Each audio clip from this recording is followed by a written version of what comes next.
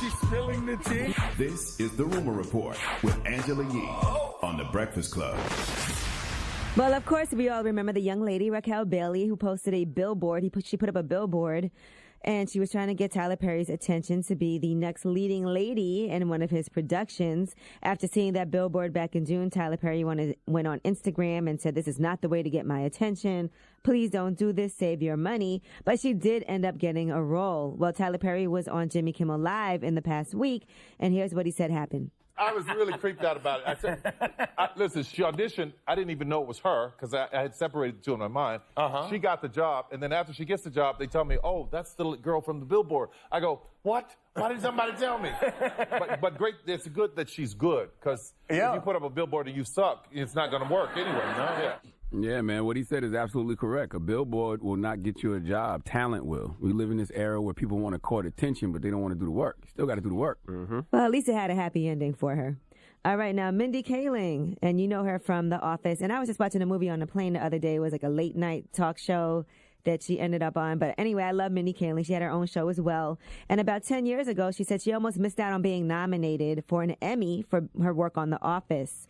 Now, she said the Academy that runs the award show tried to cut her from the list of the show's producers. You know, she was a writer and a producer on the show, and she was also the only woman of color among the producers listed in Emmy contention. They told her there were too many producers listed when the show was nominated for an Outstanding Comedy Series category. She said they made me, not any of the other producers, fill out a whole form and write an essay about all my contributions as a writer and a producer. She said I had to get letters from all the other male white producers saying that I had contributed when my actual record stood for itself. Now, a spokesperson for the Academy said no one person was singled out, and she responded, "Respectfully, the Academy statement doesn't make any sense. I was singled out. There were other Office writer, performer, producers who were not cut from the list. Just me, the most junior person and woman of color. Easiest to dismiss, just saying." So she explained all of that. So shout out to Mindy Kaling. Now let's talk about former NFL star D'Angelo Williams. He's done a great thing. He's making donations, and that's to honor his mom who died of breast cancer. So he launched the D'Angelo Williams Foundation back in 2006, and just recently he is funding free mammograms for women. And he wants to make sure that everybody goes out and gets a mammogram. He hosted a 53-strong deathlon. That was a fundraising event named for the age that his mother was when she died. And so, you know, shout out to D'Angelo Williams for using that to actually help other people. All right, dropping the clues bombs for D'Angelo Williams. I love any type of philanthropy for a good cause. All right, Errol Spence, he is awake and responding. We told you yesterday that he was in a terrible car crash, his Ferrari, and he did somehow get out of there without any broken bones. They said he is awake and he is responding, and he's listed in stable condition. They said he does have some facial lacerations, but he's expected to make a full recovery. He is resting with his family by his side. They do have surveillance cameras that captured the video I've seen it of on the TMZ. crash. You saw the Ferrari is flipping several times. The video was obtained by CBS 11 in Dallas, and it happened at 2:46 a.m. And you could see him being ejected from the car. That is crazy. Yeah, I talked to some of his people yesterday, man. They said no brain damage, no internal bleeding. He has some broken teeth. But no bones are broken, and they're hoping that is accurate. But yes, man, I'm happy for Earl Spence because I would have hated to see something bad happen to Earl Spence and like his career be derailed because of a car accident, because he is a beast in the ring. Beast. All right, now let's talk about Tekashi69. According to reports, he's gotten a multi-million-dollar record deal while he's in jail. They said his deal is worth more than $10 million, and that's with his former label, 10K Projects. 10K Projects put out his Day 69 mixtape, and they said once he gets out of jail, he'll get the money in return for putting out 2 albums. He's going to do an English one and a Spanish album. I think that is fiction. Cap. I don't believe it. No, I don't think it's Cap. That's the same label that signed him beforehand. Also has Trippie Redd. That's the one that gave him all that money. Actually signed him. Let me tell you what I think is Cap. I think the $10 million price tag is Cap.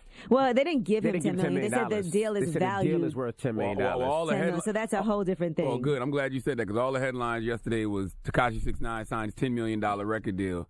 That's what I saw. No, that's publishing, him touring and all that other stuff. It's not. He's not getting $10 million. Yeah, when people say a deal is worth $10 million, that means they'll be spending a budget on marketing, a budget on production, all of that. So that makes a deal worth $10 million. Doesn't mean they give you a check for $10 million. Good. Well, I'm glad radio don't work like that. What you mean? All right. They say, "Here, your deal is worth this much." Oh no! Here is it's $10 million. That's right. It's $10 million. All right, I'm Angela Yee, and that is your Rumor Report. All right. Well, how do y'all feel about it? It seems like it almost seems like they reward them for snitching. Ain't that kind of what it is? I don't think they're rewarding them for snitching. I mean, I don't think that I wouldn't even make that kind of investment if I was a record label until I saw what his sentencing looked like.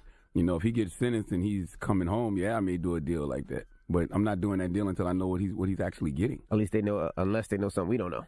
I don't know. And, you know, listen, just because a deal is valued at $10 million, they might not even end up spending it. They could say, okay, here's a little advance we give you. It didn't work out, drop you, and now you get nothing. Well, you never know how that deal is structured. I'm glad you said that, Angela Yee, because I just hate when I see people like, yo, see, he got $10 million. Like, people getting paid. No.